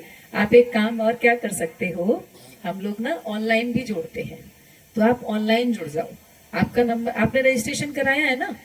हाँ, तो हम प्रशिक्षण भी देते हैं, जैसे हमने सीखा पूज्य गुरुदेव से, बाकी सबने सीखा। अब जैसे पुष्पांजलि जी हैं, डॉक्टर पुष्पांजलि जी, आप 2005 से पूज्य गुरुदेव से जुड़ी हुई हैं, और आप शुरुआत में तो एक संगठन था पतंजलि, तो पूरे राज्य का प्रभार आप ही देखते थे। तो आपने भी गुरु जी से सीखा, इतने सारे हजारों लाखों लोगों को मध्य प्रदेश के अंदर सिखाया। इधर अपना पार्वती जी हैं, दोनों तो भोपाल से हमारे बीच में उपस्थित हैं, और अपना वो दमोह से भी तो टीम उपस्थित है, यहाँ दमोह से हमारी सरस्वती जी उपस्थित है, और इधर सतना से भी 2 बहनें आई हुई है। तो ये सब लोगों ने सीखा और सीख करके अपनी ही कक्षा भी शुरू कर दी। तो ऐसी कक्षा आप सब भी शुरू करो, क्योंकि देखो ये ऐसा सेवा का कार्य है जिसमें आपका भी कार्य पूरा हो जाता है, आपका भी स्वास्थ्य अच्छा रहता है, और आप पुण्य भी अर्जित करते हो। भाई, आप लोगों को लाभ मिला तो ये आयोजकों को पुण्य मिला। आप योग कक्षा लगाओगे, कोई कक्षा में आएगा, पहले तो आप खुद ही ठीक हो जाओ, फिर दूसरे भी ठीक होने लगेंगे, तो उसका पुण्य भी तो आप ही को मिलेगा। तो ये बहुत ही अद्भुत तरीके से मिलता है, और अपना शरीर भी स्वस्थ रहता है, और इसके साथ में मन भी शांत और एकाग्र होता चला जाता है। तो ऐसा कर लो कि आप जो है ना ऑनलाइन जुड़ जाओ। आपका नाम और नंबर तो आ गया हमारे पास में, हम आपको प्रशिक्षण भी दे देंगे, आपसे संपर्क करेंगे, तो आपसे टीम संपर्क कर लेगी, और बाकी जो कक्षाएं आसपास में चलती हैं उनका विवरण भी भाई लोगों को उपलब्ध कराना। तो आसपास की कक्षाओं में जाओ, आप स्वयं योग सीखो। अब एक बार अब प्रभु की कृपा से शरण में आ गए तो अब मत छोड़ना योग करना, अब डेली योग करना है, और इसको करने के लिए अच्छे से सीखना कोई कठिन काम नहीं है। देखो, आप लोगों ने अपने जीवन में बहुत कुछ सीखा है, बच्चा बचपन से सीख ही रहा है। पहले हम अपनी गर्दन सीधी रखना सीखते हैं, क्योंकि गर्दन हमारी गिर जाए तो खराब हो जाए, स्ट्रगल करता है ना बच्चा, हाथ पैर चलाता है, अपने मांसपेशियों को बड़े बड़े मजबूत करता है। भगवान की कितनी अद्भुत व्यवस्था है वो। फिर हम धीरे धीरे चलना सीखते हैं अपने जीवन के अंदर, बोलना सीखते हैं, और फिर क्या बोलना है ये सीखने के लिए तो पूरी जिंदगी निकल जाती है, और कई बार फिर भी नहीं सीख पाते।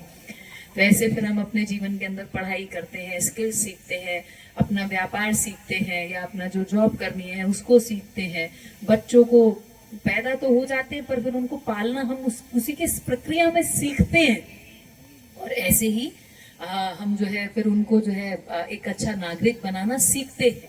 तो बस योग भी ऐसे सीखने की प्रक्रिया है जो हम सबको आनी ही चाहिए, क्योंकि हमारे शरीर की आवश्यकता है।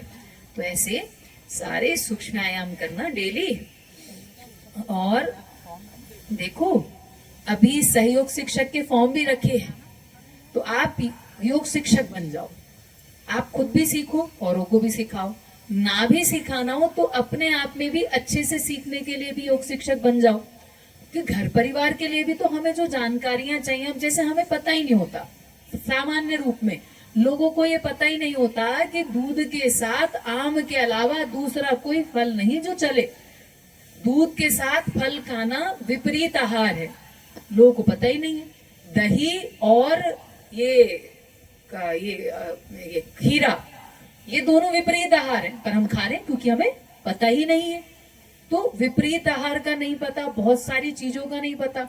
अब तो लोग फिर भी थोड़े थोड़े पूज्य गुरुदेव की कृपा के कारण, उनके पुरुषार्थ के कारण जागृत हुए हैं, लेकिन लोगों को सच में पता नहीं होता कि भोजन के 1 घंटे बाद तक पानी नहीं पीना चाहिए, क्योंकि जैसे ही आप भोजन के बाद पानी पीते हो तो जो जठराग्नि जागृत हुई थी भोजन को पचाने के लिए वो बुझ जाती है।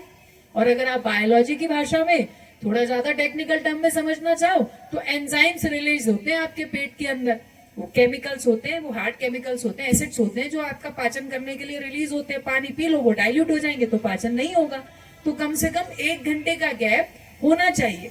ये सामान्य जानकारी है, इससे बहुत सारी ऐसी जानकारी है जो हम प्रशिक्षण के समय में भी देते हैं। आओ मंडूकासन भी करेंगे साथ में। तो जिनको घुटनों में दर्द है वो ऐसे वज्रासन में मत बैठना, ये है वज्रासन। जिनको घुटनों में दर्द है, बढ़ जाएगा इसलिए मत बैठना, पैरों को फैला करके ही बैठना, अपने अपने सामर्थ्य के अनुसार योग का अभ्यास। और जब आपके घुटने ठीक हो जाएंगे, रिकवर हो जाएंगे, तो फिर बैठ जाना। क्योंकि वो डॉक्टर तो कह देते हैं, बोले तुम्हारे जो है घुटने के बीच में जो है वो घिस गई, कटोरी घिस गई, कार्टिलेज घिस गए, अब तो ऑपरेशन करना पड़ेगा।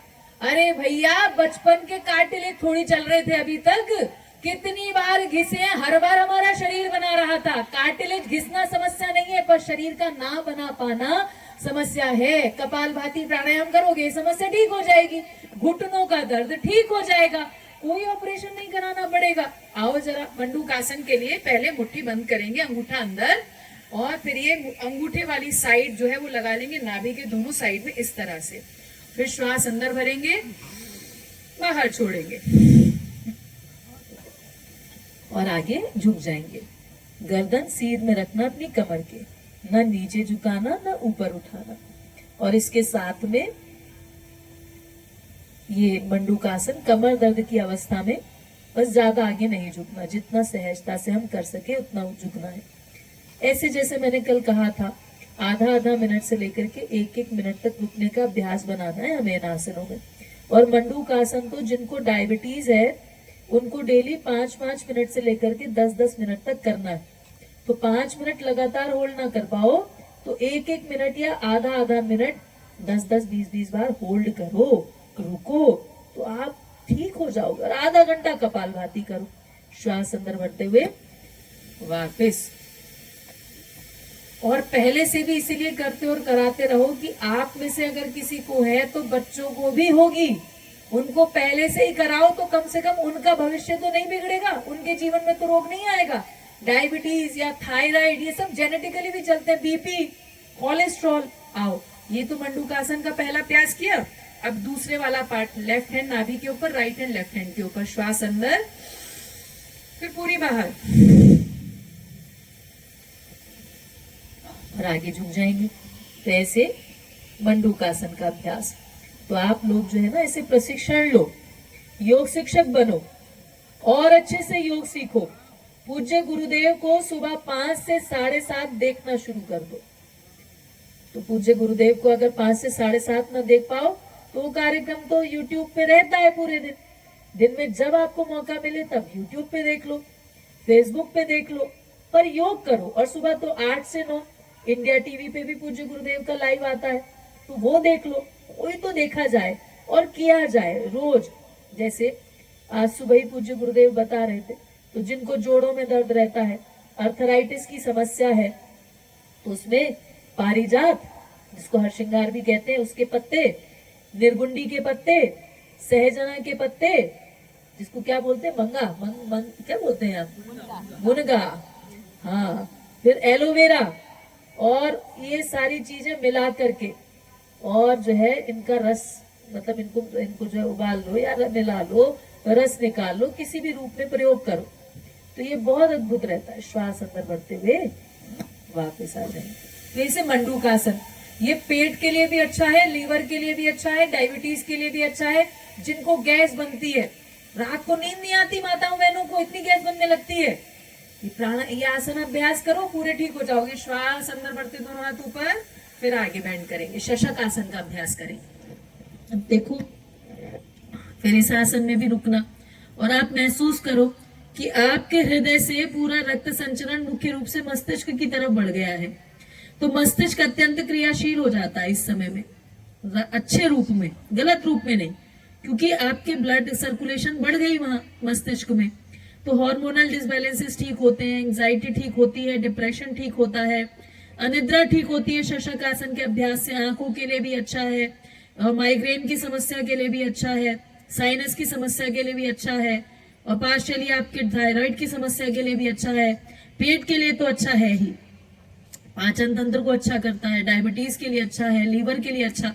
अब एक आसन और इतने सारे लाभ, और करने में कठिन भी नहीं है। कोई भी आसन ऐसा नहीं है जो आपको कठिन लगे। जितना जिससे हो पाए थोड़ा थोड़ा करते जाओ। धीरे धीरे इन्हें करते करते आसनों में और परिपक्वता आनी शुरू हो जाएगी। श्वास अंदर भरते हुए ऐसे वापस आ जाएंगे। तो ये हुआ शशकासन का अभ्यास। आओ इसके बाद योग मुद्रासन का अभ्यास करते हैं, जिसमें हमें पद्मासन में बैठना होता है। तो बायां हाथ बायां पैर अपना दाई जंघा पे और दायां बाई जंघा पे। कल तो थोड़ा कंट्रोल था, आज तो भगवान जी ने हवा भी चला दी। अच्छी परीक्षा चल रही है, चलो जल्दी पूरा करते हैं। तो अब जो है हाँ सावधानी रखना अपना। ठंड तो है।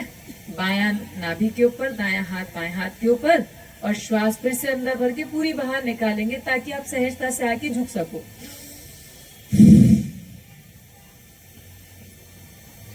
तो ये हुआ योग मुद्रासन का अभ्यास,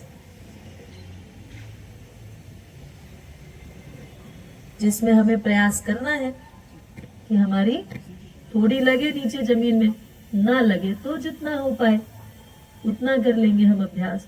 और आधा से 1 मिनट रुकने का अभ्यास जरूर बनाना। अब जैसे देखो, इन सारे आसनों से पाचन तंत्र अच्छा होगा। पाचन तंत्र अच्छा होगा तो गैस्ट्रिक समस्याएं ठीक होंगी, वात पित्त नियंत्रित होगा, कफ नियंत्रित होगा।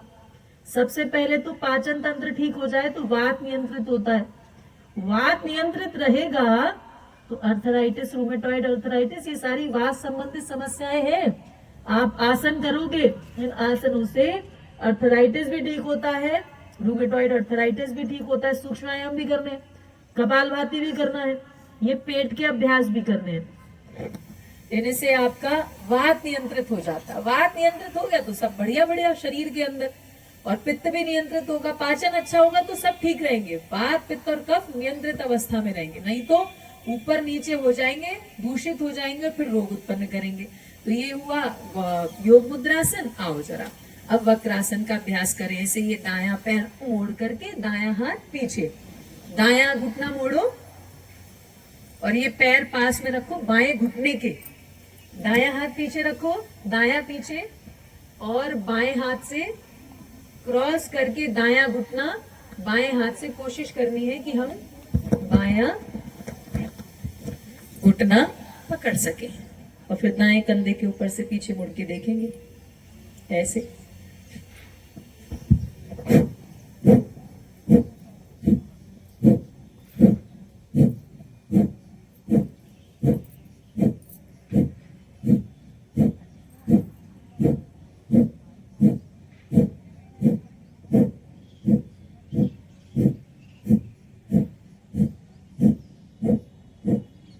कुछ लोगों का गड़बड़ हो रहा है, देखो फिर से ध्यान से सुनो। दूसरी साइड से करते हैं।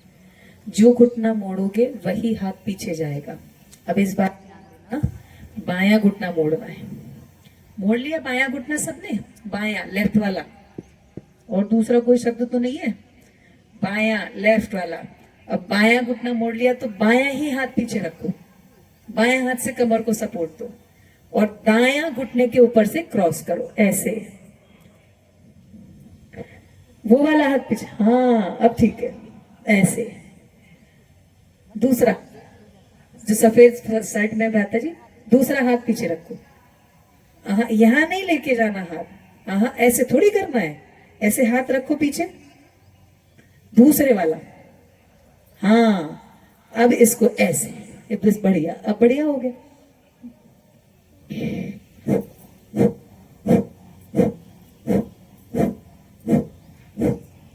क्रॉस करने की जरूरत नहीं है, पैर पैर सीधा सीधा रख लो, क्रॉस करने की जरूरत नहीं है।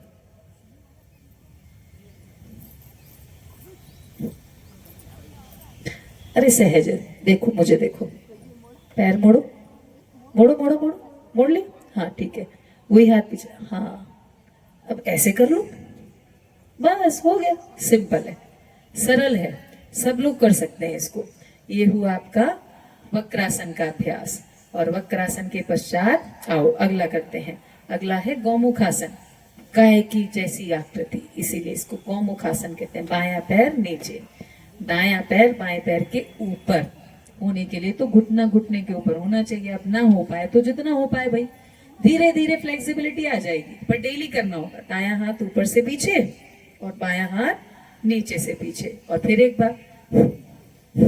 कमर गर्दन सीधी रखो, कमर नीचे मत झुकाना, गर्दन नीचे मत झुकाना, कमर गर्दन सीधे। और अगर हाथ पकड़ में नहीं आ रहा तो पीछे अपनी जैकेट वगैरह पकड़ के हाथ को रोक लो। रुकना जरूरी है इस अवस्था में। अभी हम 4 आसन कर चुके हैं, मंडूकासन, शशक आसन, और फिर उसके बाद किया हम लोगों ने योग मुद्रासन, फिर किया हम लोगों ने वक्रासन, और ये 5वां चल रहा है जिसको कहते हैं गौमुख आसन। तो बैठ करके ये 5 अभ्यास, और फिर कमर के बल लेट करके 5 अभ्यास करेंगे, वापस आ जाएंगे। अब फिर से पैर खोल लीजिए आगे, और अब की बार दायां पैर पहले मोड़ो, ऐसे दायां मोड़ लिया, दायां मोड़ने के बाद फिर से बायां मोड़ दे, और बायां हाथ ऊपर से पीछे, दायां हाथ नीचे से पीछे ले जाएंगे। चलो 30 स्ट्रोक कपालभाति प्राणायाम के।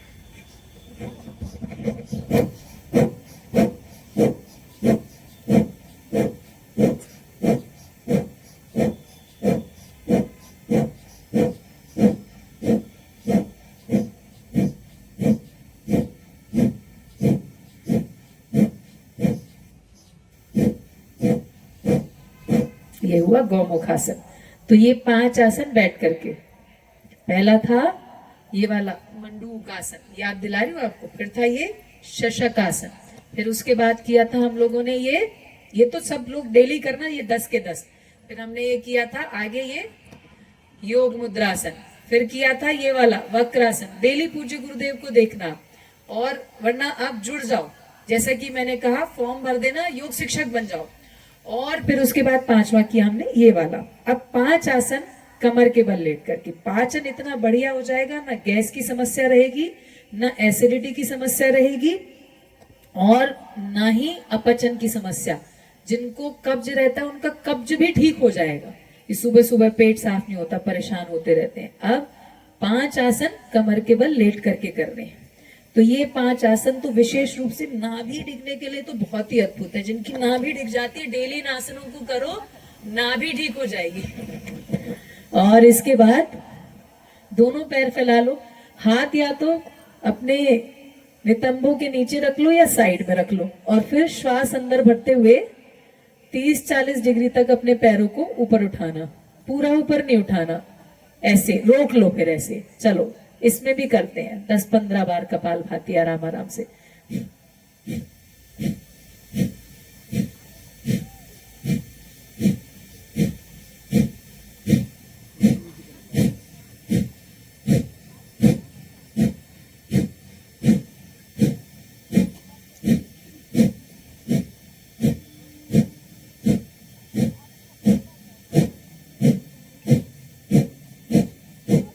तो ऐसे कम से कम 20-30 सेकंड रुकें तो पूरा लाभ मिलता है, नाभि भी सेट हो जाती है। अब इसके बाद नौकासन। नौकासन के लिए दोनों हाथ अपनी जंघाओं के ऊपर रख लीजिए, और श्वास अंदर भरते हुए दोनों पैर कमर ऊपर, नितंबों के बल बैलेंस, हाथ भी ऊपर।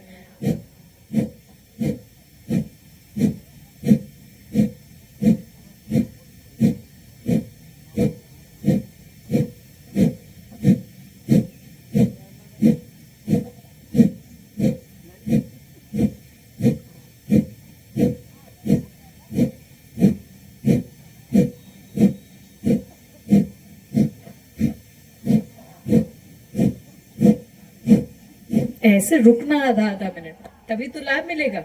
कल भी किया था ये, आज भी किया। और कमर के बल लेट करके 2 अभ्यास कर चुके हैं, उत्तान पादासन और नौकासन।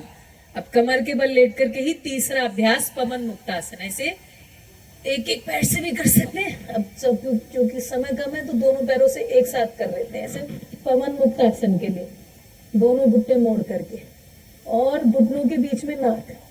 लेकिन जिनको सर्वाइकल हो या स्पॉन्डिलाइटिस की समस्या है या कमर में दर्द रहता है, वो लोग अपनी गर्दन मत उठाना, वरना बढ़ जाएगा।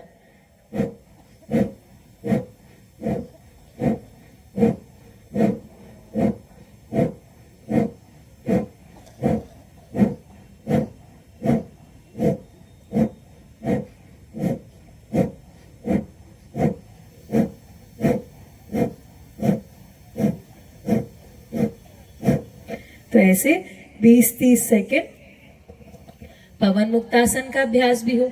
और अब इसके बाद सेतुबंध आसन।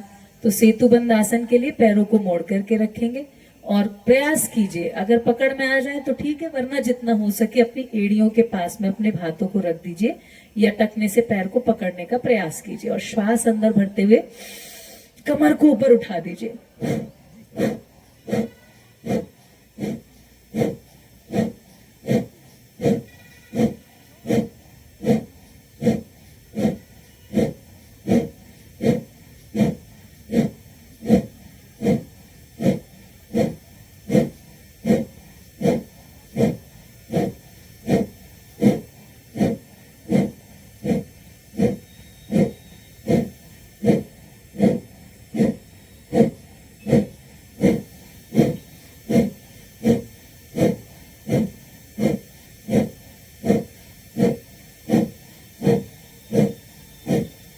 वैसे आधा आधा मिनट तक ये भी हो, आधा से 1 मिनट हो जाए तो बेहतरीन है। ये सेतुबंध आसन का अभ्यास हुआ। और इसके बाद करेंगे पादांगुष्ठ नासा स्पर्शासन। तो पहले दाएं पैर को पकड़ लेते हैं और दाएं पैर के अंगूठे को नाक से मिलाते हैं। 10-10 सेकेंड रुकेंगे।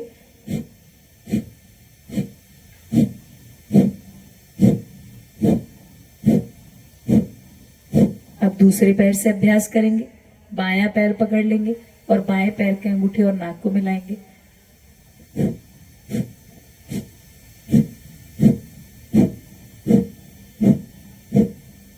रिलैक्स हो जाएंगे। अब दोनों पैरों के तलवे आपस में मिला लेंगे। ये तो बहुत ही अद्भुत है डिगी हुई नाभि के लिए, पाचन तंत्र के लिए। पादांगुष्ठ नासा स्पर्शासन, पैर के अंगूठे को नाक से मिलाने वाला आसन। अब दोनों पैरों के अंगूठे नाक से मिला लेंगे।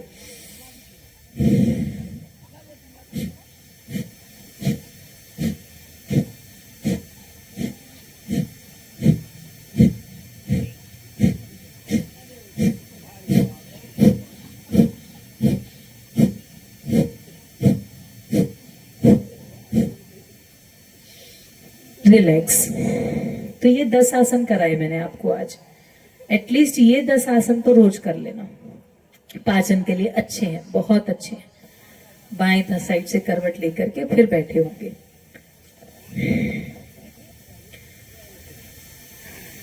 तो ये आसनों का अभ्यास भी किया कुछ कुछ।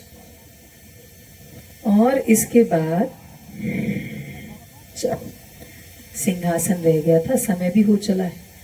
तो कितने लोग योग शिक्षक बनने का मन है? कितने लोगों का? वो हाथ उठाओ जो योग शिक्षक बनना चाहते हैं, पतंजलि से ट्रेनिंग लेना चाहते हैं। अच्छे से हाथ किया पूज्य गुरुदेव ने। अच्छा किया कि बुरा किया?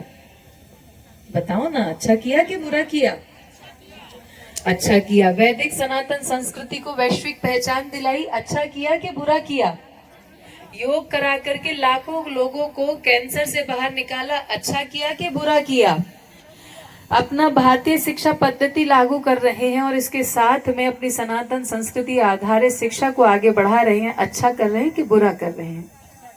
अच्छा कर रहे हैं। स्वदेशी का नारा दिया, स्वदेशी को पहचान दिलाई, उसे सिर्फ शब्दों से बाहर निकाल करके क्रियान्वित किया। अच्छा किया कि बुरा किया?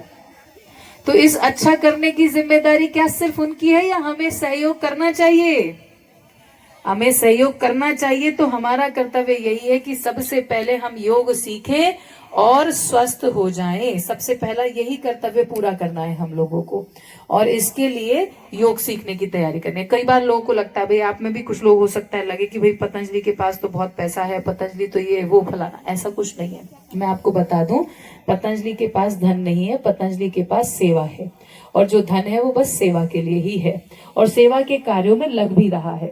जैसे आपको थोड़ा सा उदाहरण दूं तो चाहे वो 2013 की केदारनाथ की त्रासदी हो, या 2015 का काठमांडू का भूकंप हो, या 2016-17 में बिहार में या गुजरात में आई हुई बाढ़ हो, या महाराष्ट्र की बाढ़ हो, या फिर 2018 की केरल की बाढ़ हो, या 2023 की जोशीमठ की आपदा हो, या 2025 में अभी ये पंजाब में आई हुई आपदा हो, या उत्तराखंड में आई हुई आपदा हो। पतंजलि वो संस्था है जिसने हर बार ऐसी ऐसी आपदाओं में 50-50 लाख से लेकर के 5-5 करोड़ की राहत सामग्री पहुंचाई है, वो है पतंजलि।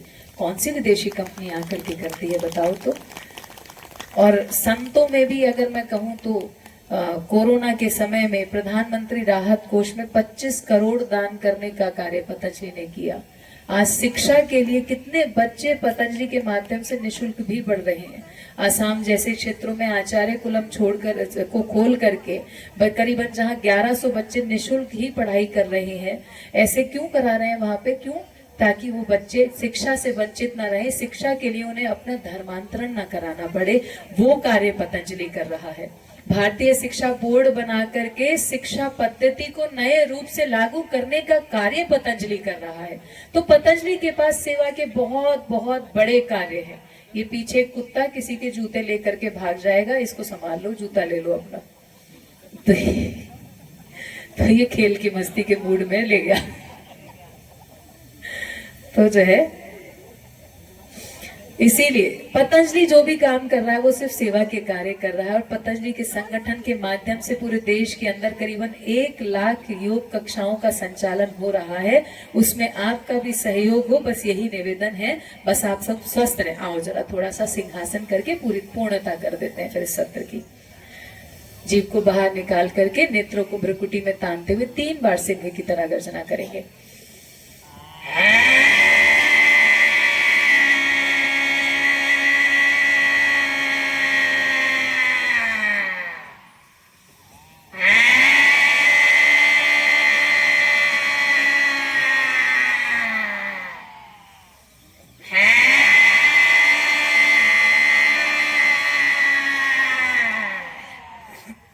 और अब ये जो मुंह की लार है इसको गले के अंदर लीजिए इकट्ठा करके। जो रुक्षताई है उसको दूर कीजिए, गले को बाहर से सहला लीजिए। तो ऐसे सिंहासन किया और अब दोनों हाथों को खोल करके और मस्ती में झूमते पूरे आनंद के साथ में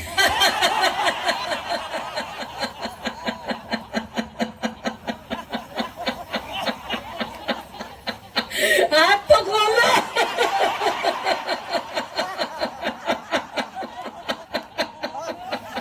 ये स्टेज वाले भी सब कुछ कर रहे हैं।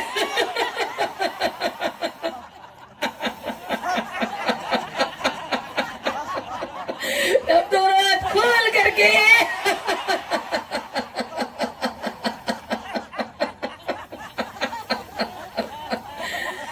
ऐसे आनंद में रहो, उत्साह में रहो, मंगल करो। आओ 2 पंक्तियों के साथ में पूरा करते हैं, पूरे आनंद के साथ सब मिल करके गाएंगे। मेरे दाता के दरबार में सब लोगों का खाता हो, मेरे दाता के दरबार में सब लोगों का खाता। जो कोई जैसी करनी करता, जो कोई जैसी करनी करता, वैसा ही फल पाता। मेरे दाता के दरबार में सब लोगों का खाता हो, मेरे सब लोगों का खाता। क्या साधु क्या संत गृहस्थी, क्या राजा क्या रानी, क्या साधु क्या संत गृहस्थी, क्या राजा क्या रानी। प्रभु की पुस्तक में लिखी है सबकी कर्म कहानी, प्रभु की पुस्तक में लिखी है सबकी कर्म कहानी।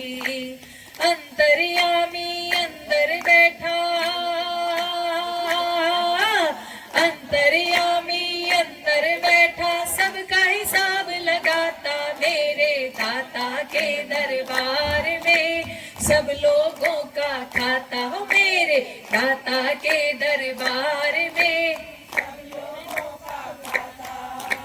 बड़े बड़े कानून प्रभु के, बड़ी बड़ी मर्यादा। बड़े बड़े कानून प्रभु के, बड़ी बड़ी मर्यादा। किसी को कौड़ी कम नहीं देता, मिले न पाई ज्यादा। किसी को कौड़ी कम नहीं देता, मिले न पाई ज्यादा। इसीलिए तो वह दुनिया का, इसीलिए तो वह दुनिया का जगतपति कहलाता। मेरे दाता के दरबार में सब लोगों का खाता हो मेरे।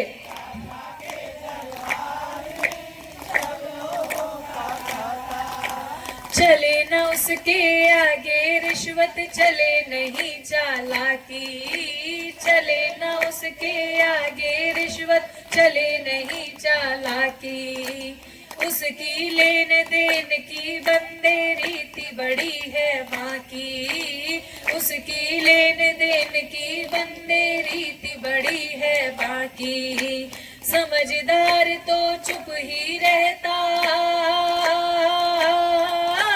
समझदार तो चुप ही रहता, मूर्ख शोर मचाता मेरे दाता के दरबार में। सब लोगों का खाता हो मेरे दाता के दरबार में, सब लोगों का खाता। तो क्या किया जाए फिर? अरे उजली करनी कर ले रे बंदे, करम न करियो काला। उजली करनी कर ले रे बंदे, करम न करियो काला। लाख आंख से देख रहा है तुझे देखने वाला, लाख आंख से देख रहा है तुझे देखने वाला। उसकी तेज नजर से बंदे, उसकी तेज नजर से बंदे, कोई नहीं बच पाता हो मेरे दाता के दरबार में। सब लोगों का खाता हो मेरे दाता के दरबार में, सब लोगों का खाता मेरे दाता के दरबार में, सब लोगों का खाता मेरे दाता के दरबार में, सब लोगों का खाता। जो कोई जैसी करनी करता, जो कोई जैसी करनी करता, वैसा ही फल पाता मेरे दाता के दरबार में। सब लोगों का खाता मेरे दाता के दरबार में, सब लोगों का खाता हाँ मेरे दाता के दरबार में, सब लोगों का खाता। बोलेंगे सच्चिदानंद भगवान की जय। ओम शांति शांति शांति। ओम श्री परमात्मने नमः। ओम श्री गुरुभ्यो नमः। ओम सर्वेभ्यो नमः।